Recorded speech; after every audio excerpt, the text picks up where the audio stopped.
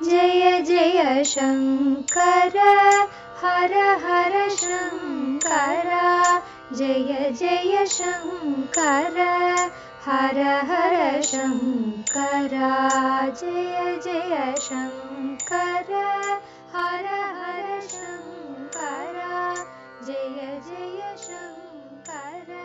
மங்களாரம்பம் தெய்வத்தின் குரல் 5ஆம் பாகம். தேவரும் தொழும் தெய்வம். நியாயம் அறியாதவரும் அறிந்தவரும் பண்ணுபவை.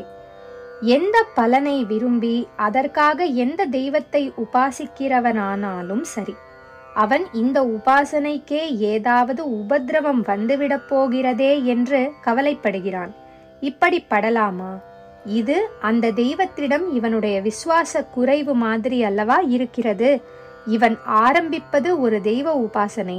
அப்படி இருக்க அந்த தெய்வம் இவன் அதற்கு செய்யும் உபாசனைக்கே உபத்திரவம் விக்னம் வர பார்த்து கொண்டிருக்குமா என்று கேட்கலாம். ஆனால் வாஸ்தவத்தில் இவன் கவலைப்படுவதற்கு நியாயம் இருக்கவே செய்கிறது. சாஸ்திர புராணங்களில் சொல்லியிருப்பதை பார்த்துவிட்டுத்தான் இவன் இப்படி கவலைப்படுகிறான்.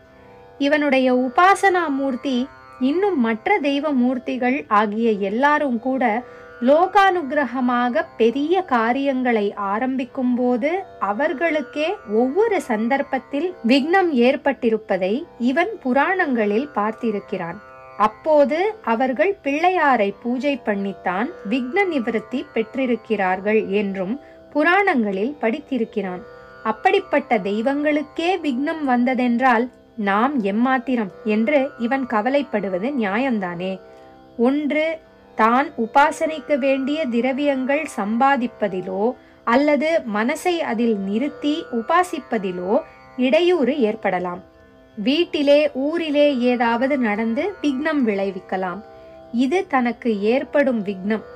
இப்படியில்லாமல் தன்னுடைய உபாசனைக்கு உரிய தெய்வத்துக்கே ஏதாவது விக்னம் ஏற்பட்டு அது தனக்கு அனுகிரகம் செய்ய முடியாதபடியும் ஆகலாம். புராணங்களில் இப்படித்தானே தெய்வங்களுக்கே விக்னம் உண்டாவதை பார்க்கிறோம். ஆனபடியால் எந்த விதமான விக்னமாக இருந்தாலும் சரி, அது விலகுவதற்காக அந்த தெய்வங்களும் பூஜித்தவரை நாமும் முதலில் பூஜித்து விடுவோம் என்று முடிவு பண்ணுகிறான். சாதாரண மனுஷனாக இருந்தால் இப்படி முடிவு பண்ணி பிள்ளையாருக்கு ஆரம்ப பூஜை பண்ணிவிட்டு அப்புறம்தான் எந்த தெய்வத்தை உபாசிக்க வேண்டும் என்று உத்தேசித்திருந்தானோ அதை பூஜிப்பான். நம்முடைய ஸ்லோகத்தில் வரும் உபாசகர் அப்படிப்பட்ட சாதாரண மனுஷன் இல்லை. அவரை தத்ஹோதோ ரிதி நீதிவித் என்று சொல்லி இருக்கிறது. அதாவது அவர் தத் ஹேது என்கப்பட்ட நியாயத்தை அறிந்தவர். அந்த நியாயம் அறிந்தவர் என்றால் தர்க்கசாஸ்திரம் தெரிந்த புத்திமான் என்றே அர்த்தம்.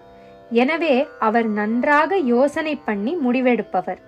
பிள்ளையார் விஷயத்தில் அவர் அப்படி நினைத்து என்ன முடிவு பண்ணுவார் என்றால், சகல தேவதைகளும் பிள்ளையாரை பூஜிக்கின்றன. அப்போதுதான் அவற்றால் நிர்விக்னமாக ஒரு காரியத்தை முடிக்க முடியும்.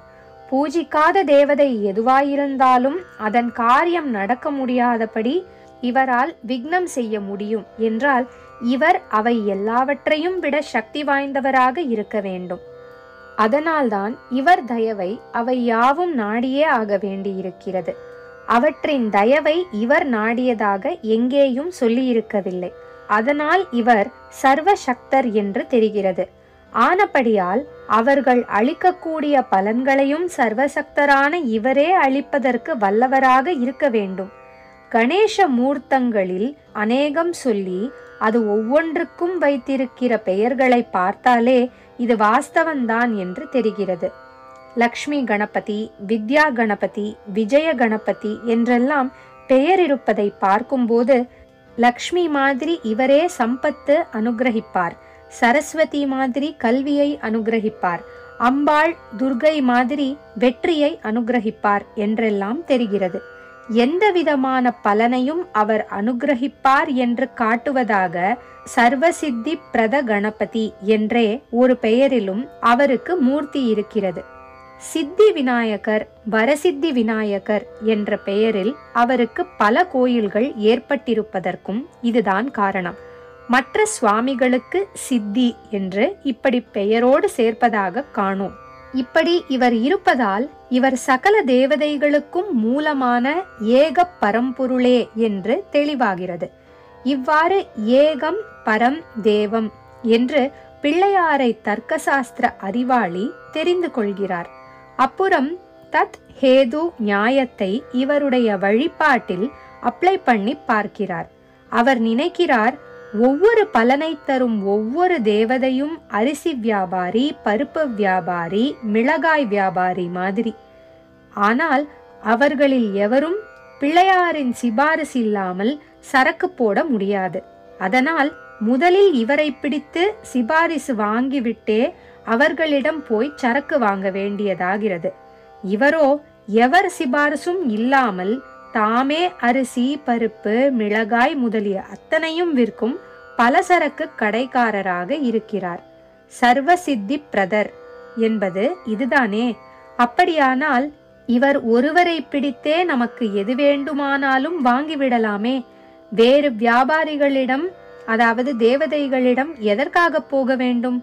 ஒரு உபாயத்தால் நேராக ஒரு பலனை அடைய முடியும் போது அந்த உபாயத்தை மட்டும் கொண்டே பலனை பெற்றுவிட வேண்டியதுதானே. அதை விட்டுவிட்டு வேறே ஏதோ உபாயத்தை எடுத்துக்கொண்டு அது பலன் தருவதற்காக முதலில் சொன்ன உபாயத்தை பிடித்து அப்புறம் இரண்டாவது உபாயத்தினால் பலனடைவது என்பது அசட்டுத்தனமாக சுற்றி வளைப்பதுதானே.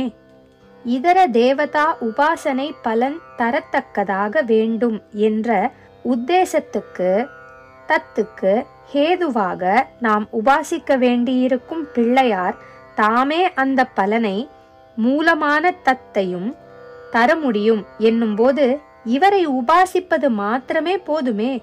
இதர தேவதோபாசனை எதற்கு? தத் ஹேதோரேவ தத் ஹேதுத்வே மத்தியே கிம் தேன. எப்படியும் இவரை பூஜிக்காமல் என்னவோ நாம் எந்த தெய்வ வழிபாடும் செய்ய முடியாது. முதலில் இவருக்கு சுக்லாம்பரதரம் குட்டி கொண்டுதான் ஆக வேண்டும். இப்படி இருக்க அப்புறம் மட்டும் இன்னொரு தேவதாராதனம் எதற்கு? விக்ன நிவாரண மூர்த்தியான இவர் வழிவிடாமல் மற்ற தேவதைகள் நமக்கு அனுகிரகிப்பதற்கில்லை என்கிற போது அதோடு கூட இவரே எந்த தேவதை செய்யக்கூடிய அருளையும் தாமே செய்வார் என்னும் போது நாம் விரும்புகிற பலன் எதுவானாலும் சரி, அதை பெற இவரை மாத்திரம் வழிபட்டாலே போதும்.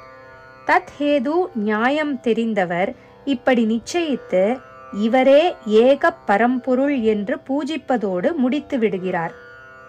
தத் ஹேதோரிதி நீதிவித்து பஜதே தேவம் யம் ஏகம் பரம்.